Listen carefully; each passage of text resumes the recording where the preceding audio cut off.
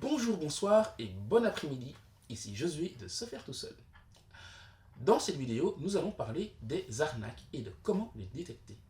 Je vais vous donner quelques possibilités de détecter les arnaques sur le web afin d'éviter de cracher votre argent inutilement et d'enrichir un potentiel escroc. Avant de commencer cette vidéo, cliquez sur le bouton s'abonner et sur la petite cloche pour ne pas rater les prochaines vidéos.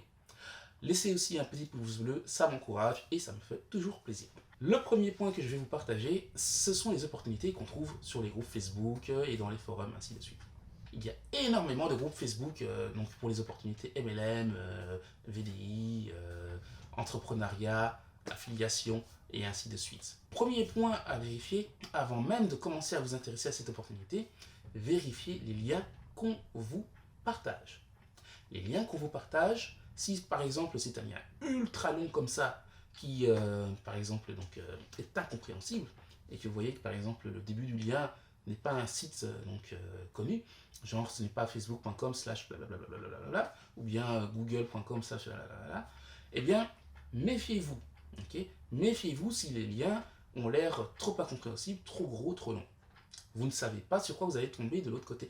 Vous allez peut-être tomber sur une page de vente fictive qui ramène donc vers un compte PayPal et qu'une fois que vous ayez payé, vous ne recevez rien au final. Vous pouvez aussi également tomber sur un virus, tout simplement. Et donc vous tombez sur un virus qui s'infiltre dans votre ordinateur et qui récolte vos données ou bien qui bousille complètement l'intérieur de votre ordinateur.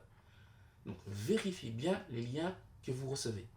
De deux, si maintenant la personne commence à avoir du mal à expliquer l'opportunité qu'elle présente, vous oubliez complètement. Donc la personne qui présente une opportunité est censée savoir ce qu'elle présente. Okay. Si elle dit, oh, je ne sais pas, à un clic, tu vas savoir. Non, non, non. Même si maintenant le lien dirige vers une page web qui est claire et propre, la personne est censée savoir expliquer de quoi il s'agit. Troisième point, il faut aussi également que vous alliez vous renseigner par vous-même, que vous ayez des avis sur l'opportunité en elle-même, que ce soit une formation, un produit, quoi que ce soit. Okay. Voyez donc, tapez par exemple le nom d'opportunité plus avis sur le web et voyez les retours que les gens font. Okay. Si les retours sont majoritairement négatifs, je n'ai pas besoin de vous faire un dessin. Vous ne cliquez pas dessus, il y a plein d'opportunités qui fonctionnent bien sur le web. Ce qu'il faut aussi, c'est que la personne qui vous propose l'opportunité soit une personne qui soit prête à vous aider en cas de besoin. Okay. Je prends un bête exemple. Personnellement, je propose une opportunité qui s'appelle Freedom Seeker et le lien se trouve dans la description de la vidéo.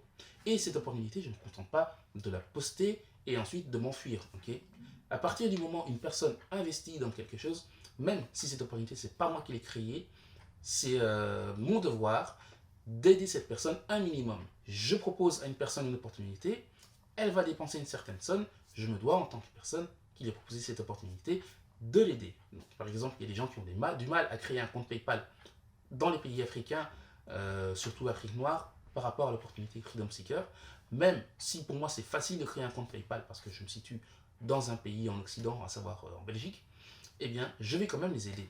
Okay. Même si cela me prend un peu de temps, même si cela est un petit peu parfois frustrant et énervant. D'autres questions qui peuvent aussi survenir, ce sont les questions sur la formation elle-même. Que contient la formation, ceci, cela. Okay. Alors là, vous avez le choix, soit vous aidez les gens, soit vous leur envoyez un lien vers un article que vous avez créé concernant l'opportunité en elle-même. Comme ça, vous n'avez pas besoin de vous répéter 10 000 fois. Mais il faut que vous puissiez aider les gens lorsqu'ils en ont besoin. Ça, c'est obligatoire. Et la personne qui vous propose donc ce lien doit être capable de vous aider également. Dernier type d'arnaque que je voudrais mettre à la lumière du jour, ce sont les arnaques par email. Alors, je vais vous montrer quelques points à analyser pour savoir si vous êtes sur le point de vous faire arnaquer ou pas. Premièrement, regardez le contenu de l'email. Okay. Si maintenant le contenu est mal écrit, okay, si c'est écrit avec les pieds, pour rester poli, eh bien qu'il y a des fautes d'orthographe partout et que ça n'a presque aucun sens, déjà vous passez votre chemin. Vous pouvez être sûr que c'est une arnaque. De deux, si maintenant vous voyez que le contenu n'a pas de sens, okay, par exemple, imaginons que vous receviez un email avec écrit dedans, oui, Yahoo va fermer votre compte email et vous devez absolument entrer vos coordonnées bancaires dans le formulaire ci-dessous pour pouvoir garder votre compte email ouvert. Bon, c'est très simple. Les emails, les comptes email, c'est gratuit. Okay. Tous les services d'email sont gratuits. Il y a des offres premium pour les entreprises, mais pour monsieur, madame, tout le monde, c'est gratuit. D'accord? Donc, vous passez au chemin, c'est un email qui doit passer à la poubelle. Et ce, même s'il y a le logo de Yahoo dans cet email. Parce que copier un logo Yahoo, c'est très facile. Hein. On va dans l'image Google, on fait copier-coller et on l'insère dans l'email et voilà, c'est fait.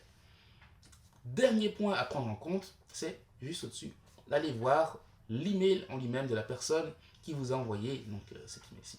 Donc l'adresse mail, si maintenant elle finit pas par @yahoo.com ou yahoo.fr ou quoi, eh bien vous pouvez être certain que c'est un email qui est frauduleux. Okay, regardez cela, c'est très simple à voir, mais beaucoup de personnes passent outre donc, cette petite vérification. Rien que cette petite vérification peut déjà vous mettre la puce à l'oreille et vous permettre d'éviter bien les soucis. Je ne vais pas aborder le sujet des arnaques type Ponzi et compagnie, parce que j'ai fait un article entier là-dessus et je pourrais faire une vidéo après dessus également. Sur ce, j'espère que maintenant vous saurez comment déceler les arnaques. Je vous laisse et je vous dis à bientôt dans une autre vidéo. A plus.